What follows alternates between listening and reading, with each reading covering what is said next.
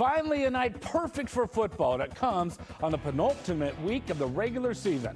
Welcome to the Week 8 edition of the High School Blitz. Unlike the sky, this is where the future becomes a little more clear for many teams, and perfection isn't only a description of the weather, but of the season for some teams. The Sussex-Hamilton Chargers are one team looking to remain perfect, hosting Menominee Falls in the Greater Metro Conference. Chargers leading 26-14 at the half. Early in the third, Chargers on a nice drive. Tyler Hatcher finding Kyle Lavoie in the flat. He picks up 23 yards, and that leads to Hatcher steamrolling in on fourth down. 33-14 Chargers. In the fourth, Hatcher again finding an opening, and he's gone 33 yards to pay dirt. It's 40-14. The Phoenix, though, trying to chip away at this lead. Wilson Kirshner to Mason Holseth down to the goal line. And that's where Kirshner comes up and rumbles his way in for the score. But in the end, the Chargers improved to 8-0 with a 40-20 win. It's good to win different ways, right? I think as you continue to get into the season and you climb to the postseason, you like to know that you're not one-dimensional, and I think we've won a lot of different ways this year, and that was fun to watch. In the Parkland, two teams with playoff aspirations still alive. Pewaukee at Pius. Opening kickoff, the Pirates attack. Nick Borkman with the kickoff return for 6. The Popes, though, are pushed deep into their own territory. And on 3rd and long, it's Cal Joseph making up more than enough ground on this 90-yard run.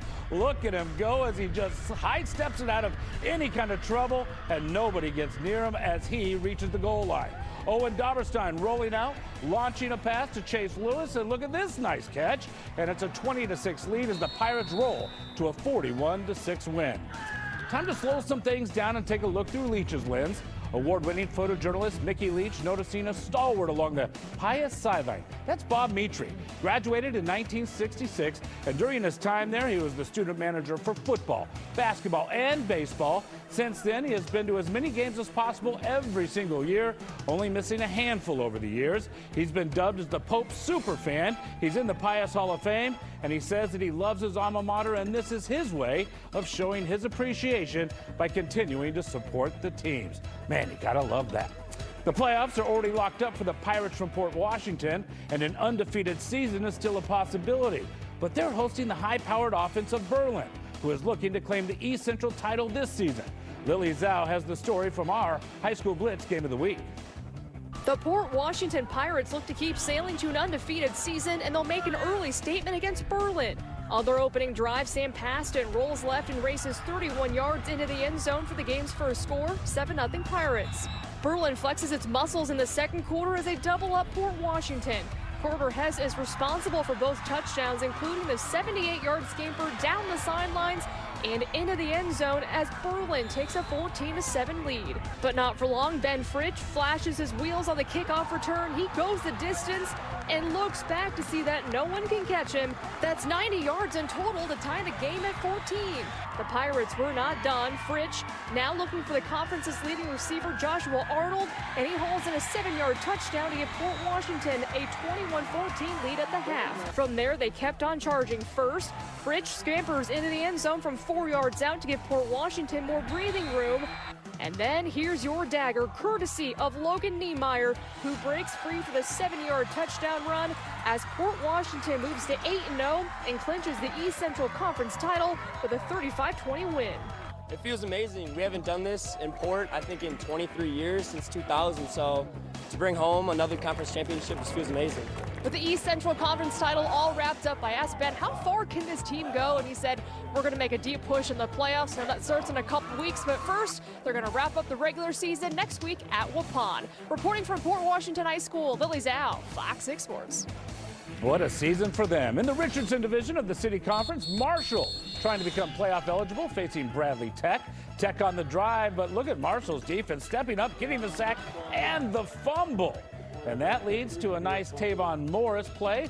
He gets the screen pass, and he's just going to keep running for the score, putting Marshall up 6-0. In the end, Marshall wins big by a score of 54-6. And meet this week's High School Blitz Fan of the Week from Marshall. This is Jasmine, a senior at Marshall, showing off her creative skills, making posters to support her favorite players. One in particular, Jaden Robbins, she refers to him as her twin. She even designed a special shirt to show off her support. Love to see that each and every week. Homestead can win the North Shore Conference on the road at Cedarburg, who also still has title hopes alive. The Highlanders dominating the first half. Bentley Hickman with the nice gain, but they can't punch it in and do settle for a field goal and a 3-0 lead. At the end of the half, it's Tommy O'Hagan putting the ball down and keeping it himself, and that's a great move because he's in for 6. Homestead wins the North Shore Conference title with a 10-0 win.